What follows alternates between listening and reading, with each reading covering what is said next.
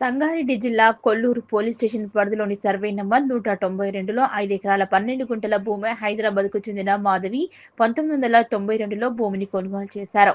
ఆ భూమిని రాత్రికి రాత్రి గుర్తు తెలియని వ్యక్తులు 200 మంది వచ్చి అక్కడే ఉన్న వాచ్మెన్ ఫ్యామిలీని బెదిరించి రూములో బంధించి పక్కనే ఉన్న సెక్యూరిటీ గార్డులను చేతులు కట్టేసి వ్యాన్లో ఎక్కించుకుని నర్సింగ్ ఏరియాలో వదిలివేసి మిగతా వాళ్ళంతా ఆ భూమిలో గుడిసెలు వేసి కబ్జా చేయడానికి ప్రయత్నించగా వదిలేసిన సెక్యూరిటీ గార్డులో ఒకరు యజమానికి సమాచారం ఇవ్వడంతో అతను 100కి ఫోన్ చేసి పోలీస్ స్టేషన్లో కంప్లైంట్ ఇచ్చి వాళ్ళని పట్టుకోవడానికి ప్రయత్నం చేయగా అందులో నుంచి 30 మందిని అరెస్ట్ చేసి అక్కడే ఉన్న వెహికల్ సీజ్ చేయడం జరిగింది.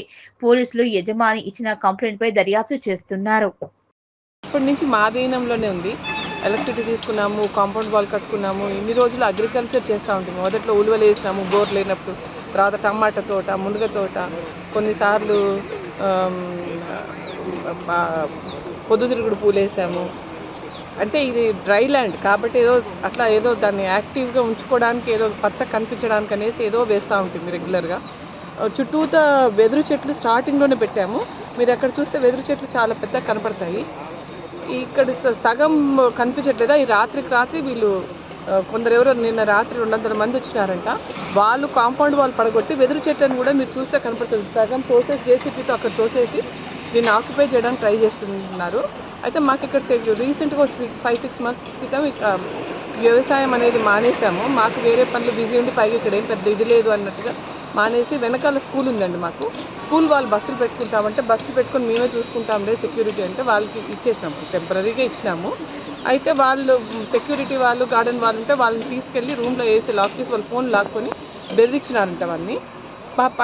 మాకు ఈ పక్కన ఏషియన్ టింబర్ టిపో వాళ్ళ ల్యాండ్ ఉంటుందండి మాకు రైట్ హ్యాండ్ సైడ్. ఆ కాంపౌండ్ వాళ్ళు కూడా పగలగొట్టి వాళ్ళ దాంట్లో కూడా ఎంటర్ అయినారు. వాళ్ళ దగ్గర ఉన్న సెక్యూరిటీ వాళ్ళని భయపెట్టి కొట్టి తీసుకెళ్ళి నార్సింగ్ అవతల పడేశారంట. లక్కీగా వాళ్ళ సెక్యూరిటీ వాళ్ళ దగ్గర ఒకరి దగ్గర ఫోన్ ఉండిపోయింది. అతను 3:30కి ఫోన్ చేసి వాళ్ళ సూపర్వైజర్కి చెప్తే వాళ్ళు పోలీసులు అలర్ట్ చేసి పోలీసులు వచ్చేసరికి సగం మంది కంటే ఎక్కువ మంది పారిపోయినారంట. ఉన్న వాళ్ళని తీసుకెళ్ళి పోలీస్ స్టేషన్లో పెట్టినారు. సర్వే నెంబర్ ఎంత? ఇది 192.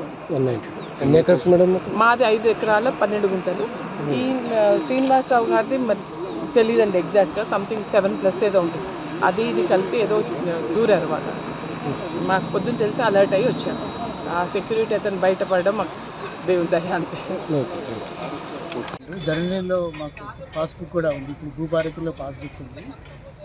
ఈ మధ్యలో ఏంటంటే వ్యవసాయం చేసేవాళ్ళం రెగ్యులర్గా, చాలా చెట్లు ఇవన్నీ పండించేవాళ్ళం. ఈ మధ్యలో కొద్దిగా ఈ వాటర్ సరిగ్గా లేక school Birla open mind school వాళ్ళు మేము బస్సులు పెట్టుకుంటాము, మాకు ఈ ల్యాండ్ కొద్దిగా లీజ్ కట్టలు ఇవ్వండి అంటే లీజ్కేం కాదు కానీ యూజ్ చేసుకోండి కానీ సెక్యూరిటీ కట్టమని చెప్పాము. వాళ్ళే సెక్యూరిటీ చూసుకుంటున్నారు మా school, Birla open minds school. తర్వాత అంతా బాగానే ఉంది. రాత్రి నాకు ఉదయం ఫోన్ కాల్ వచ్చింది.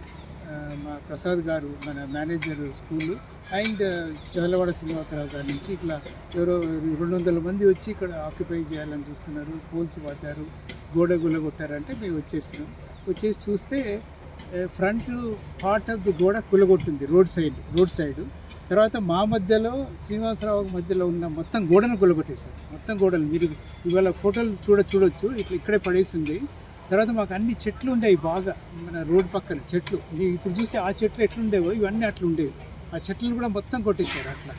సో అయితే వాళ్ళు 3 o'clock వాళ్ళని కిడ్నాప్ చేసి కొంత సెక్యూరిటీ వాళ్ళని, శ్రీనివాసరావు గారి వాళ్ళ సెక్యూరిటీ వాళ్ళు కిడ్నాప్ చేసి అక్కడ నార్సింగ్లో వదిలేరంట. అక్కడ ఒక అబ్బాయి క్లెవర్గా ఉండి అక్కడి నుంచి వీళ్ళకి ఫోన్ చేస్తే అప్పుడు తెలిసింది ఇక్కడ ఇది ఆక్యుపై అవుతుందని. అప్పుడు వాళ్ళు అలర్ట్ అయితే అందరు వచ్చేసి పోలీసు 100కి ఫోన్ చేశారు. వాళ్ళు కూడా వచ్చారు. చూసి చాలామంది పారిపోయారు. జస్ట్ కొంత ఉన్నోళ్ళు పట్టుకొని ఇప్పుడు పోలీస్ స్టేషన్లో కూర్చోబెట్టారు. There are about 20 ladies and ఒక 10-12 దాకా అబ్బాయిలు ఉన్నారు, బాయ్స్. అట్లా వీళ్ళు ఎవరో తెలియదు మాకు అస్సలు సంబంధం లేదు. ఇంతకుముందు ప్లాట్లు ఉన్నాయని వచ్చారు. వాళ్ళ కోర్టు కేసు కూడా ఉంది, ఇక్కడ ప్లాట్లు లేవని కోర్టు కేసు జడ్జిమెంట్ కాపీ ఉంది. అది దాంట్లో ఇష్యూ లేదు. బట్ ఇది కొత్తగా వచ్చింది. మేము అనుకుంటున్నాము ఈ హైదరాబాద్లో ఈ ఆక్యుపేషన్స్ ఎక్కువైపోయినాయి. కొద్దిగా ఏదైనా ఖాళీగా ఉంటే అనుకునే ఈ గుడిసెలు వాళ్ళు వచ్చి వేసుకుని ఇట్లా ప్లాన్ చేస్తున్నాం అనిపిస్తుంది మాకు. సో పోలీస్ స్టేషన్లోకి వెళ్ళాము, మాకు అన్ని డాక్యుమెంట్స్ అన్ని సబ్మిట్ చేశాము. సో వాళ్ళు they're going to take action. CI గారు వస్తాను, వచ్చి చూసి విల్ టేక్ సంబంధించి సర్వే నంబర్ 192లో అర్ధరాత్రి కొంతమంది వచ్చి అక్రమంగా కబ్జా చేసి కడీలు వేసి ఫెన్సింగ్ చేసిరని చెప్పేసి కంప్లైంట్ వచ్చింది. ఈ ల్యాండ్కి సంబంధించి మాధవి గారి దగ్గర నుంచి కంప్లైంట్ తీసుకోవడం జరిగింది.